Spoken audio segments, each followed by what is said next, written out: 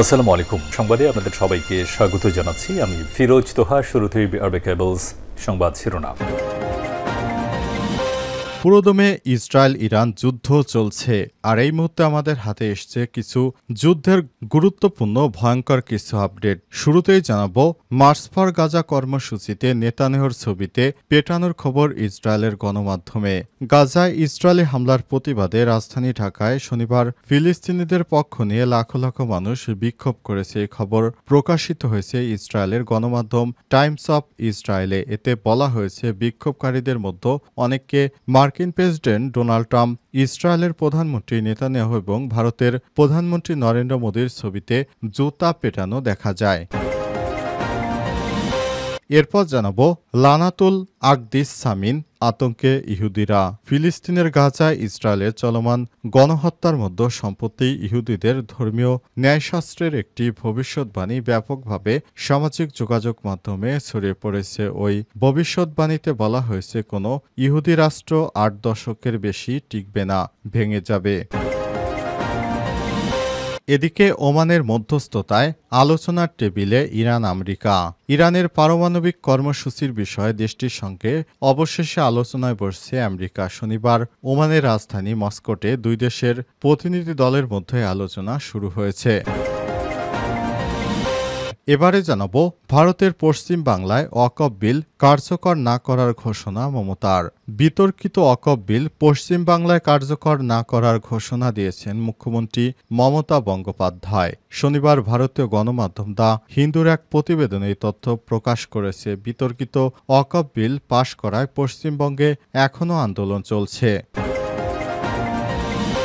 এবং সর্বশেষ জানাবো, কারিগরি ত্রুটি, দেশে আদানির বিদ্যুৎ সরবরাহ পুরোপুরি বন্ধ, বাড়বে লোডশেডিং। কারিগরি সমস্যার কারণে বাংলাদেশে পুরোপুরি বন্ধ রয়েছে ভারতের আদানি গ্রুপের বিদ্যুৎ সরবরাহ। শনিবার ১১ এপ্রিল সকালে কয়লাভিত্তিক বিদ্যুৎ কেন্দ্রটির ৮০০ মেগাওয়াট ক্ষমতার দ্বিতীয় ইউনিটটি থেকে সরবরাহ বন্ধ হয়ে যায়। এ ব্যাপারে পিডিবির সদস্য উৎপাদন মোহাম্মদ জহুরুল ইসলাম গণমাধ্যমকে জানান, আদানি গ্রুপ বিদ্যুৎ কেন্দ্রের ত্রুটি মেরামতের চেষ্টা করছে। আগে বন্ধ হয়ে যাওয়া প্রথম ইউনিট দ্রুতই চালুর চেষ্টা চলছে, তবে ১২ এপ্রিল থেকে লোডশেডিং বাড়তে পারে। প্রিয় দর্শক, এতক্ষণ শুনছিলেন সংবাদ শিরোনাম, এবারে বিস্তারিত। তবে তার আগে বন্ধুরা, অনুরোধ থাকবে এই সংবাদটিতে একটি লাইক দিন। আর বন্ধুরা, আপনি যদি গাজা যুদ্ধে নিরীহ ফিলিস্তিনিদের ভালোবেসে থাকেন, কমেন্টে ইয়েস লিখে চ্যানেলটি সাবস্ক্রাইব করে রাখুন, যাতে করে বন্ধুরা আমাদের পরবর্তী লেটেস্ট আপডেট সংবাদগুলো সবার আগে আপনার কাছে পৌঁছে যায়। আর বন্ধুরা, এই সংবাদটি আপনার সোশ্যাল মিডিয়ায় ফেসবুকে বন্ধুদের মাঝে শেয়ার করে দিন, যাতে করে তারাও আপনার মতো আমাদের এই লেটেস্ট আপডেট সংবাদগুলো জানতে পারে। এবারে বিস্তারিত। মার্চ ফর গাজা, নেতানিয়াহুর ছবিতে জুতা পেটানোর খবর ইসরায়েলের গণমাধ্যমে। গাজায় ইসরায়েলি হামলার প্রতিবাদে রাজধানী ঢাকায় শনিবার ফিলিস্তিনিদের পক্ষ নিয়ে লাখো মানুষ বিক্ষোভ করেছেন। এই খবর প্রকাশিত হয়েছে ইসরায়েলের গণমাধ্যম টাইমস অফ ইসরায়েলেতে। বলা হয়েছে, বিক্ষোভকারীদের মধ্যে অনেককে মার্কিন প্রেসিডেন্ট ডোনাল্ড ট্রাম্প, ইসরায়েলের প্রধানমন্ত্রী নেতানিয়াহু এবং ভারতের প্রধানমন্ত্রী নরেন্দ্র মোদীর ছবিতে পেটাতে দেখা যায়। এপির বরাত দিয়ে প্রতিবেদনটিতে আরও বলা হয়েছে, বিক্ষোভকারীরা ঢাকা বিশ্ববিদ্যালয়ের কাছে অবস্থিত সোহরাওয়ার্দী উদ্যানে জড়ো হন। এতে প্রায় ১ লাখ মানুষ অংশগ্রহণ করেছে। তারা ফিলিস্তিনি পতাকা হাতে নিয়ে ফ্রি ফ্রি প্যালেস্টাইন স্লোগান দেন। ট্রাম্প ও মোদি ইসরায়েলকে সমর্থন জানানোয় এমনটা করা হয়েছে। এছাড়াও বিক্ষোভকারীরা প্রতীকী কফিন এবং সাদা কাপড়ে মোড়ানো শিশুদের প্রতীকী মরদেহ নিয়ে বিক্ষোভ করেছেন। প্রতিবেদনে আরও বলা হয়েছে, সাবেক প্রধানমন্ত্রী খালেদা জিয়ার নেতৃত্বাধীন বাংলাদেশ জাতীয়তাবাদী দল, ইসলামিক বিভিন্ন গ্রুপ এবং দল এই র্যালিতে সংহতি জানিয়েছে। শেষে আরও বলা হয়েছে, বাংলাদেশ ১৭ কোটি মানুষের একটি মুসলিম দেশ।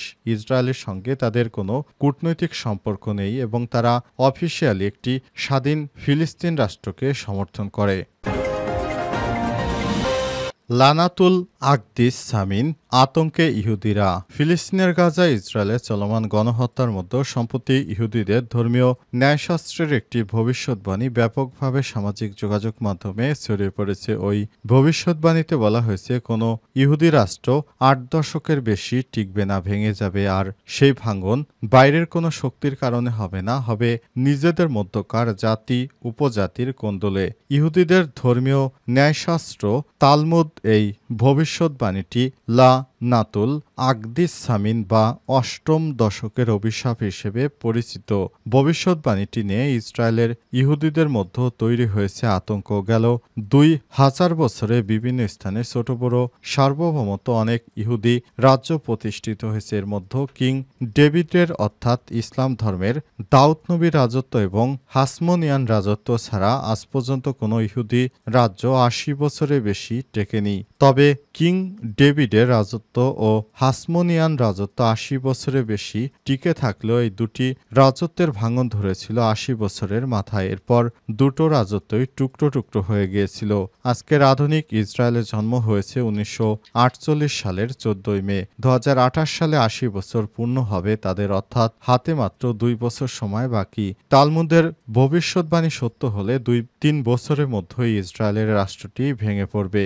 যেহেতু ইসরায়েল ইহুদি সম্প্রদায়ের লোকজন তাদের ধর্মগ্রন্থ তাওরাতে বিশ্বাসী এবং তালমুদের আদেশ নিষেধ সংক্রান্ত প্রত্যাদেশ অনুযায়ী, সেহেতু ইসরায়েলের বাসিন্দাদের একটি বিরাট অংশ অষ্টম দশকের অভিশাপ নিয়ে নিজেদের মধ্যে সিরিয়াস আলাপ আলোচনা করে থাকেন। অনেক ইহুদি ইসরায়েলের উপর কোনো দুর্যোগ নেমে এলে কিভাবে সেখান থেকে সরে যাবেন তা নিয়ে আলাপ আলোচনা করছেন। ওমানের মধ্যস্থতায় আলোচনার টেবিলে ইরান আমেরিকা। ইরানের পারমাণবিক কর্মসূচির বিষয়ে দেশটির সঙ্গে অবশেষে আলোচনায় বসছে আমেরিকা। শনিবার ওমানের রাজধানী মস্কোতে দুই দেশের প্রতিনিধি দলের মধ্যে আলোচনা শুরু হয়েছে। আলোচনায় ইরানি প্রতিনিধি দলের নেতৃত্ব দিচ্ছেন দেশটির পররাষ্ট্রমন্ত্রী আব্বাস আরাগচি। অপরদিকে আমেরিকার প্রেসিডেন্ট ডোনাল্ড ট্রাম্পের মধ্যপ্রাচ্য বিষয়ক দূত স্টিভ উইটকফের নেতৃত্বে আমেরিকান প্রতিনিধির আলোচনায় অংশ নিচ্ছে। এদিকে ইরানের পররাষ্ট্র মন্ত্রণালয়ের মুখপাত্র ইসমাইল বাকাই শনিবার সামাজিক যোগাযোগ মাধ্যমে এক পোস্টে জানিয়েছেন, ওমানি পররাষ্ট্রমন্ত্রী বদর বিন আমাদ আল বুসাইদির মধ্যস্থতায় আব্বাস আরাকচি ও স্টিভ উইটকফের মধ্যে পরোক্ষ আলোচনা চলছে। তিনি আরও বলেন, ওমানি মধ্যস্থতাকারীদের পরিকল্পনা অনুযায়ী ভিন্ন ভিন্ন কক্ষে ইসলামী প্রজাতন্ত্র ইরান এবং আমেরিকার প্রতিনিধিদের মধ্যে পৃথক আলোচনা হচ্ছে। আলোচনায় যদি কোনো চুক্তি না হয় তাহলে সামরিক পদক্ষেপ নেওয়ার হুমকি দিচ্ছে আমেরিকার প্রেসিডেন্ট ডোনাল্ড ট্রাম্প। ইরান সতর্কতার সঙ্গে আলোচনার প্রস্তুতি নিয়েছে। দেশটির সন্দেহ এসব আলোচনা আদৌ কোনো চুক্তিতে পৌঁছাতে পারবে কিনা। ট্রাম্পকে নিয়েও তাদের সন্দিহান রয়েছে, যিনি ইরানের পারমাণবিক কর্মসূচি বন্ধ না করলে বারবার বোমা হামলা চালানোর হুমকি দিয়েছেন। তবে ইরান ও আমেরিকা দুই পক্ষই কিছু অগ্রগতির সম্ভাবনা দেখতে পাচ্ছে, যদিও তারা 2 দশকের বেশি সময় ধরে চলমান বিরোধের কারণে পরস্পর থেকে অনেক দূরে সরে গেছে।